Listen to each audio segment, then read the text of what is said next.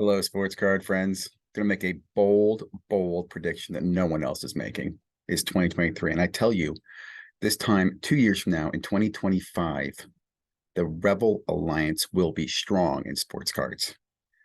2023 is the Empire striking back. And what I mean by that is its Fanatics' reign of power will rise. And as we see the Empire rise and strike back on the hobby, we will learn to loathe what we have created with Fanatics having the master license. Now, they won't get the master license until 2024, but we're going to start to see some of their pain in 2023. That's why I think 2024 is when you have Rise of the Rebellion, maybe kind of Return of the Jedi. And here's the crazy thing. I mean, here is absolutely the craziest thing about all. Panini is going to lead the rebellion. Now, look, I'm not a fan of Panini. I appreciate them. I appreciate all the different manufacturers. I don't like one more than the other. I've kind of learned to like them based on the sport and the players I like. You kind of deal with Panini if you like football and basketball. You deal with Topps because of baseball and so forth, Upper Deck, hockey. You know what I'm talking about. But Panini, who has been probably, I think, unfairly gets a lot of hate.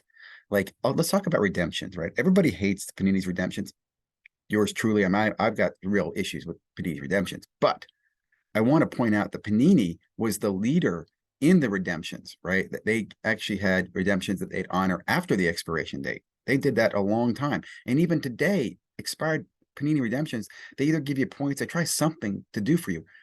I've never redeemed a Topps redemption, but part of the reason for that is that several of them were expired when I opened it. So Topps does expire and you cannot redeem an expired redemption. I also don't know this, but does Topps use a point system or what happens when you're waiting for a Topps redemption? I don't know that either, but I know that there's expire, just like Upper Decks expire. Everybody, I believe, in the industry expires. Panini just recently started enforcing the expiration, and we've been giving them hell because of their policy. Also, let me just say this too. Panini does have those dumb black boxes. I've never gotten one, but they at least offer that in place of redemptions. What the hell do the other guys do? So why are we beating Panini up on that all the time? I don't understand. I'll also say, again, you're not a fan of this, guys, but Panini has a much better run digital blockchain product than any of the other manufacturers in the sports card hobby.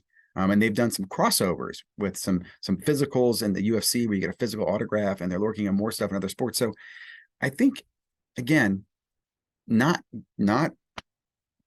trying to show any love or try to get a sponsorship and endorsement for Panini, but Panini is going to be the rebel resistance that we are going to support 2 years from now. Won't be this year. We're not going to rally around them in 2023 and probably won't rally around them in 2024. It'll be in 2025 when we realize that they're no longer making sports cards and everything's underneath Fanatics. We're going to go, oh, man, it's Panini. Is that crazy? Not crazy. Well, it's crazy because we forget about Topps. See, Topps is really just a brand, just a name. The company itself sucks. And we've known that for a while. Like, it was the worst run of the sports card companies out there. Probably the worst run. I mean, let me just give you some evidence to that. Okay. Topps, Upper Deck, all the manufacturers, they surrendered the basketball license to Panini in 2009, 2010. And that's what got Panini started in North America with their basketball product.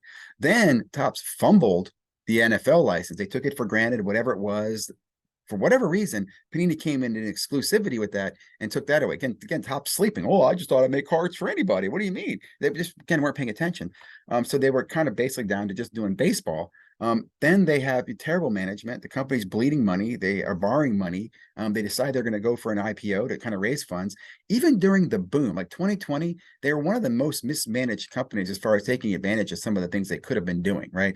They ran that stupid art project 2020, and then they overmit the hell out of that in Project 70, Project 100.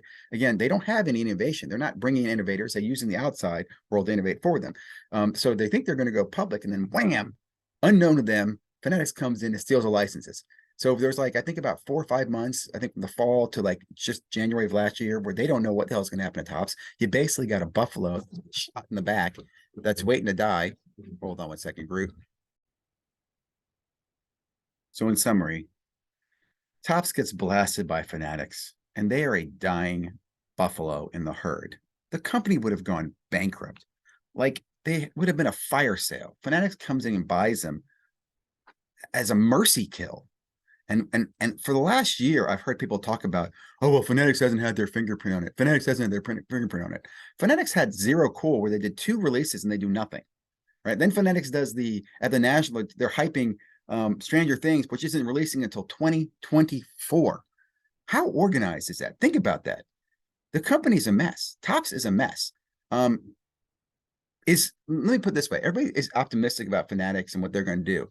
Guys, stop lying to yourself. Has any monopoly, absolute monopoly, ever been good for the consumer? Because if so, please point it out to me. I want to know about it. Are you happier today buying a jersey for your kid when your kid comes to you and says, "Hey, I want a football jersey for my favorite player"? Are you happy to go out and buy one from Fanatics at some ridiculous price? Because I remember years ago, I used to be able to go out in the black market and buy, licensed and unlicensed. And I know you're sitting there going, "Well, that's the problem. So we have to have it all licensed." I don't think that's a good thing. Like, you can't have a free market and monopolies at the same time. Okay. And I'll leave it at that. I'll stop there, because I know people are going to get in the comments about, "Oh, you're anti-licensing." It's not that I'm anti-licensing. I want competition. I want two companies with a license competing, so I have a choice. So the market gets a choice, and the consumer has a better price. But when you have one goddamn monopoly using protection of intellectual property as their reason for raping and profiting, it disgusts me. So, in summary, Fanatics, the empire; Panini, the rebellion. Am I right or wrong? You tell me. This is a good, bold prediction. I think it's going to take a couple of years to mature. I'll remind you about it in the future. Have a great day. Thanks for stopping by.